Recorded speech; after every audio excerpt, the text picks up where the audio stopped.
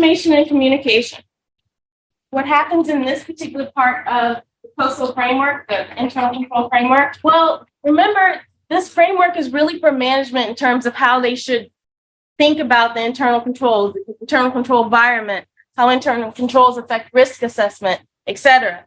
But as auditors, we need to know what management should or should not be doing, right? So we must understand how the system, right, that the client has really captures certain things, right? So it says that you have to understand how the system captures events and conditions, right? And how reports are communicated. Because if we, as auditors, if we want to test inventory, we're probably going to first go to the client system, have an inventory aging or listing printed out, and then go pick a sample and then go find those items to see if they exist.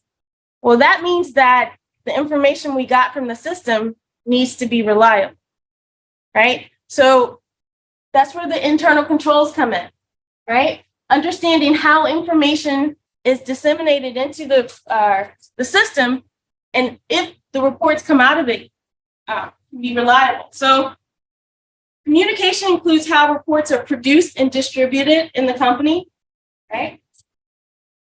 Remember, our client wants these reports, this information to be reliable, relevant, and timely.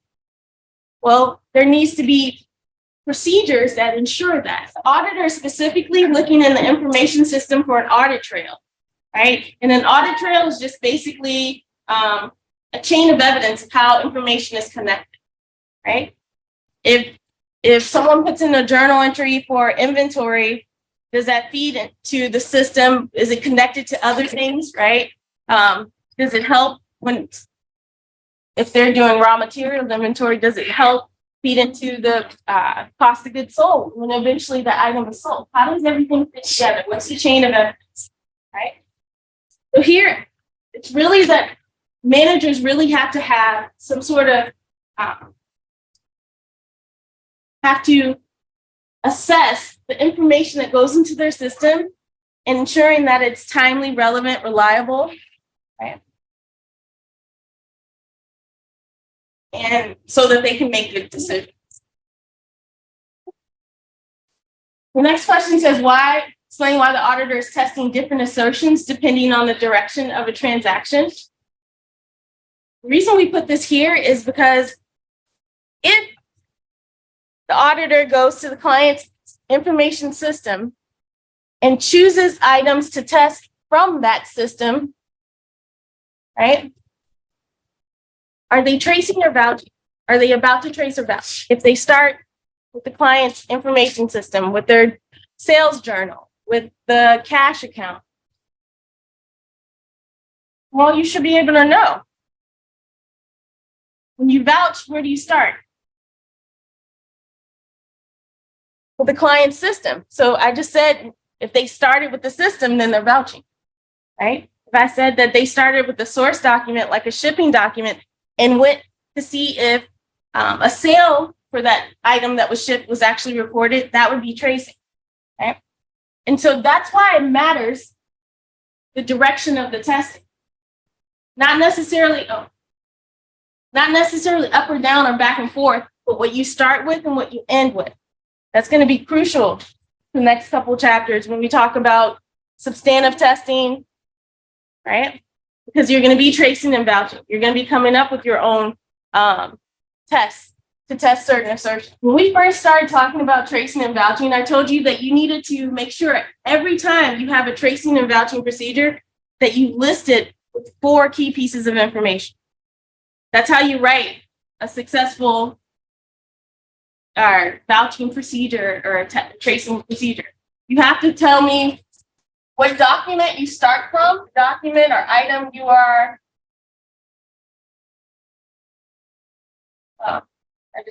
you end with,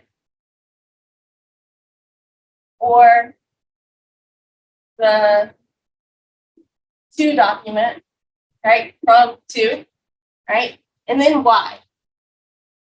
Y is going to be the assertion. So if you start, right, if your start is from the system, like a sales journal, you're going to be vouching. If your start is a supporting item, like a sales invoice or a sales order, you're going to be tracing, right? So it doesn't matter which way the arrows go. It matters what you start with and what you end with, okay?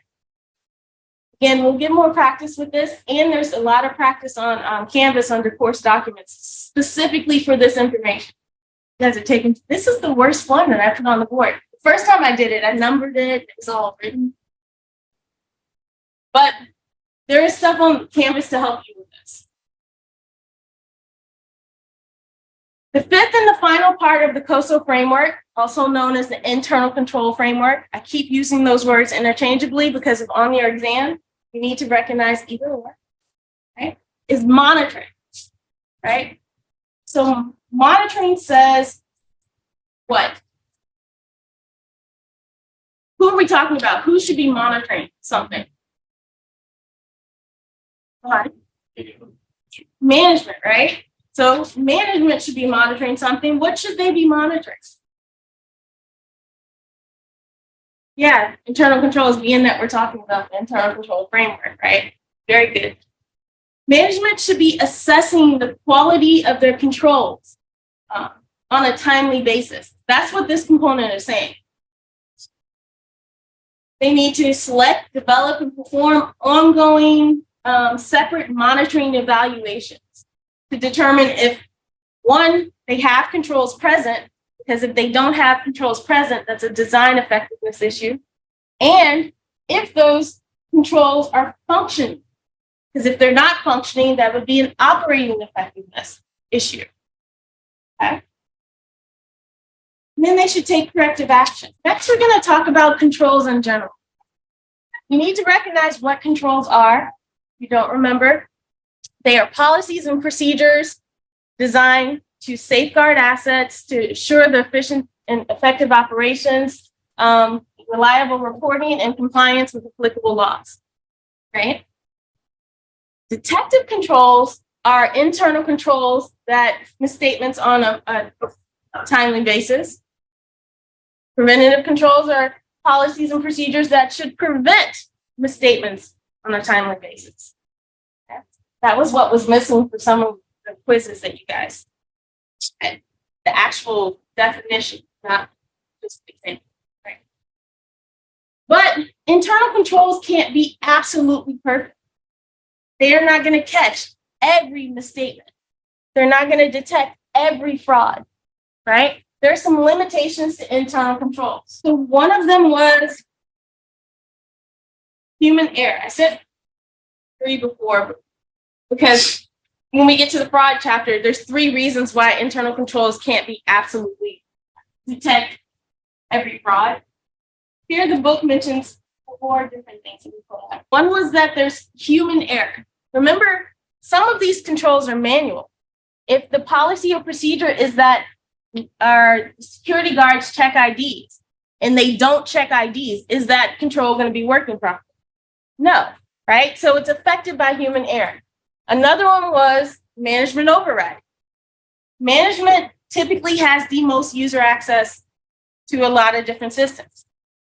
In some cases, it's appropriate. If you're doing an intern or an inventory, have you guys ever done an inventory count before? Anybody?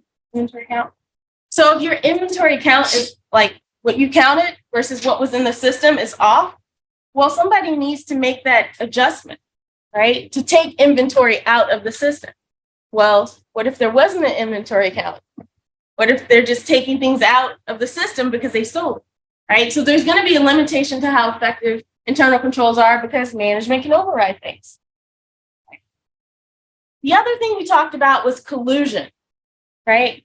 The fact that even though we properly separate duties, if a certain group of us get together, we can circumvent certain things, right? We can collude. So that's going to weaken the effectiveness of internal controls as well.